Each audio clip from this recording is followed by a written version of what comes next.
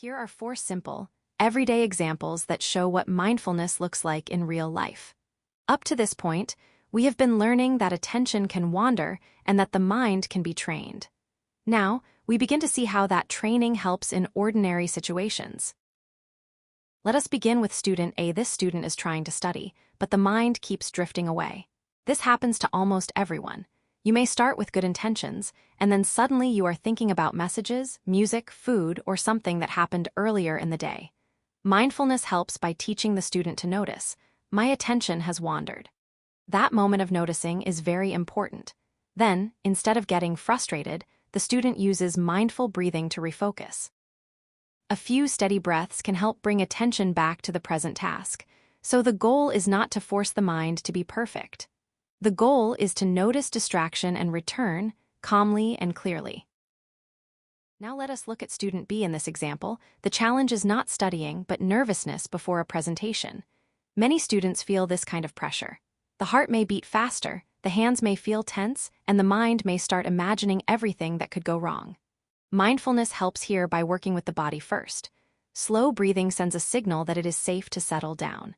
When the breathing becomes slower and steadier, the body begins to calm, and the mind can follow. This does not mean the student will feel zero fear. It means the student can respond to that fear in a skillful way. This shows us that mindfulness is not only about attention, it also helps with emotional balance in stressful moments. Next, consider student C. This student misses an important shot during a game. In sports, one mistake can easily lead to another if the mind gets stuck on what just happened. The student might begin thinking, I failed, or now the whole game is ruined. Mindfulness offers a different response. Instead of staying trapped in the mistake, the student pauses, takes a breath, and resets before the next play. This is a powerful skill. It helps the student return to the present moment, where the next opportunity exists.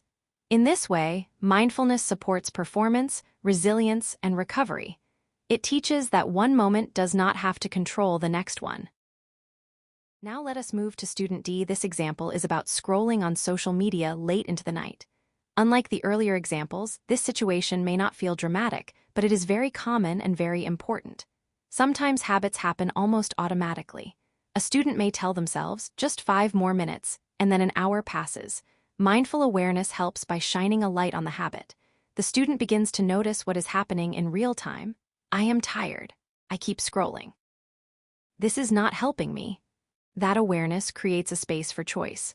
Instead of acting on autopilot, the student can decide to stop, put the phone away, and rest. This shows that mindfulness can help not only in moments of stress, but also in moments of habit and decision-making. These 4 stories all point to one key takeaway.